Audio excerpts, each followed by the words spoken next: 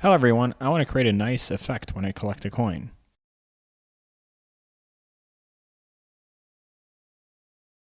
Now the effect I'm looking for is kind of something like this here in Mario Kart. When you collect a coin that there's a bit of a sparkle, so that's what I'm going to try and implement.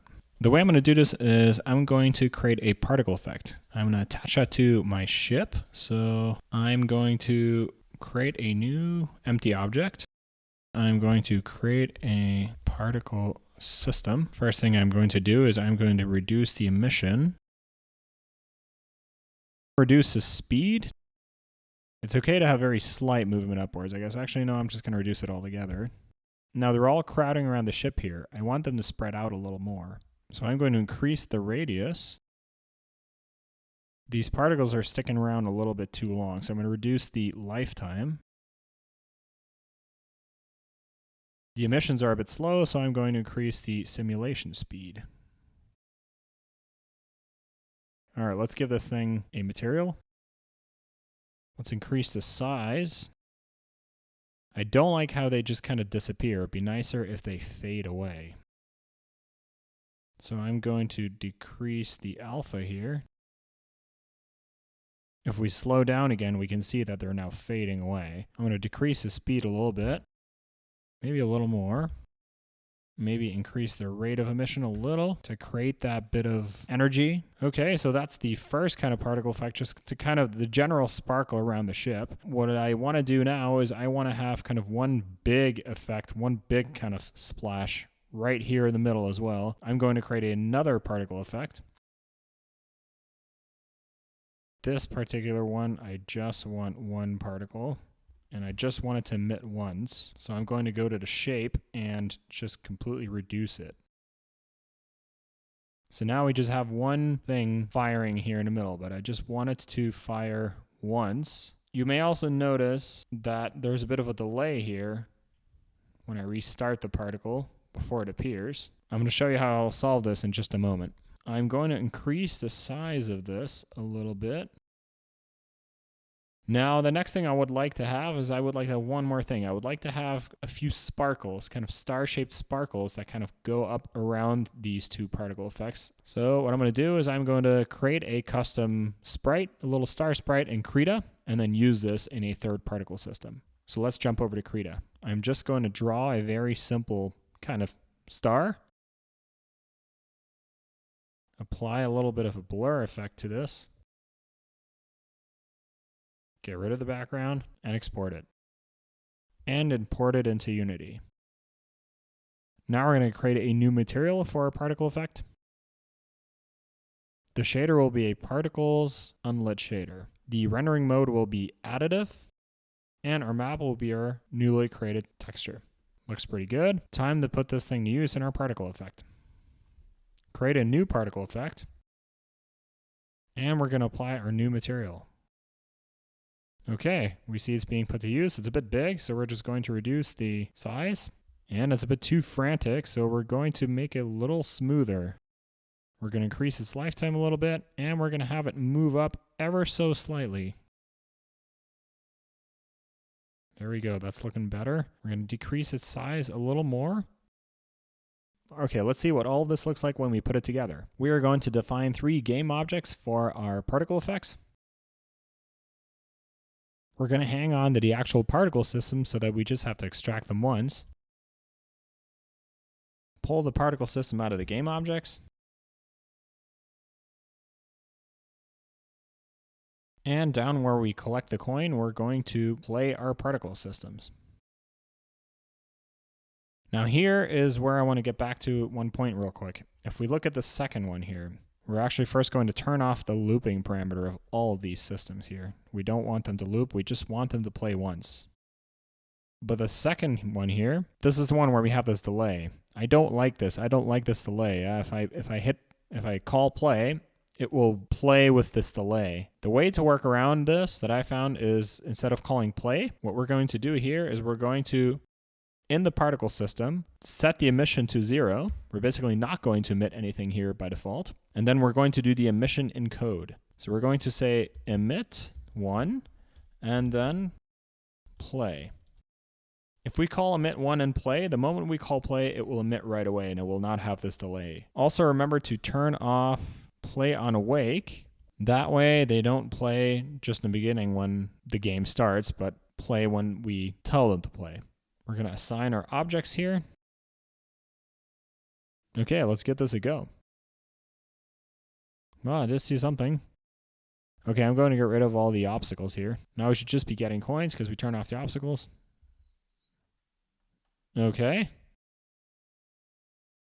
Getting somewhere. Not quite there, or not quite where I want yet. The whole thing is just a bit too spread out. I want it to be a little bit more focused here in the middle. So let's get back to it. So while working with these particle effects, I like to usually have them looping, hit restart here, and then they just play. So yeah, this is just a bit too much spread here. So I'm going to the shape, and I'm going to just reduce it here a little bit, the radius. Also, I don't like it that it's white, so I'm going to give it a different color. I'm going to make it yellow, and I'm going to reduce the size here just a little bit.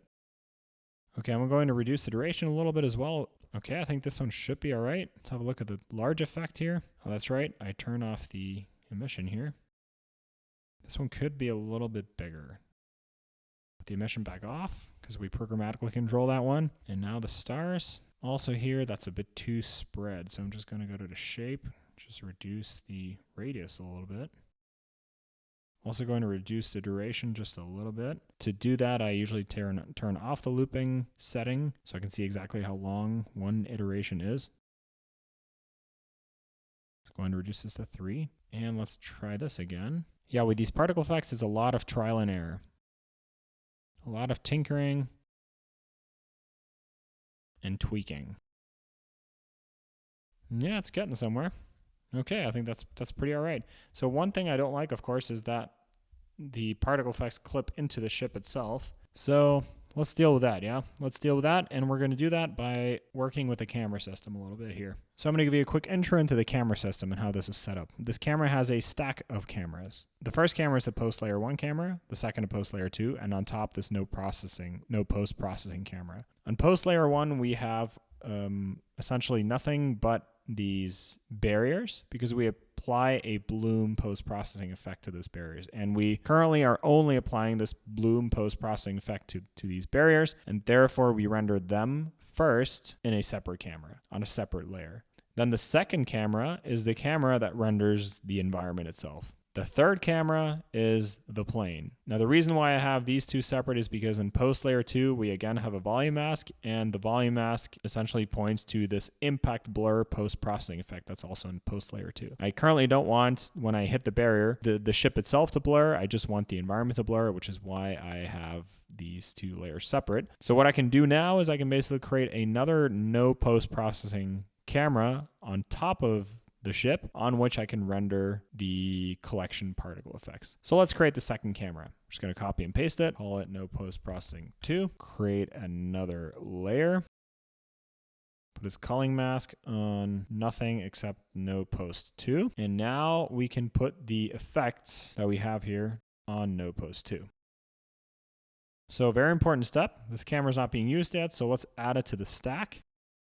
And we can see here it's not using post-processing like these first two here. And because this camera is layered on top of the camera that renders the ship, the collection effects will be rendered over the ship. There won't be any clipping. It'll look like the ship is behind it. Let's give this a go.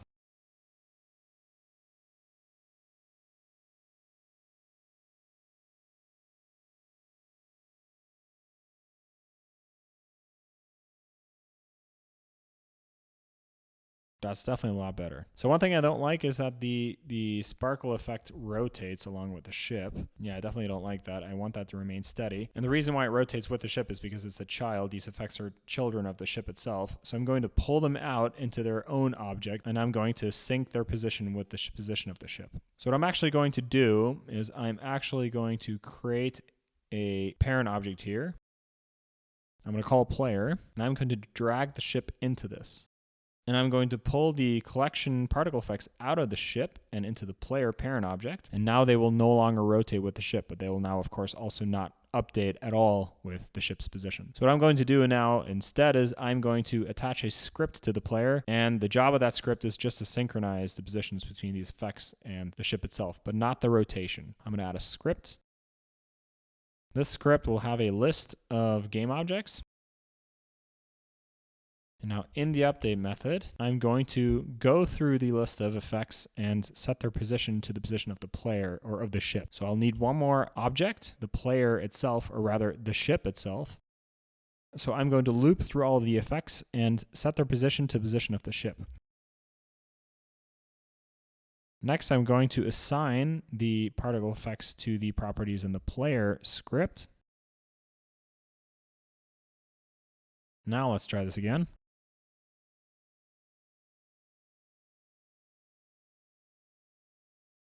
Yeah, definitely better. I like that it's not rotating with the ship anymore.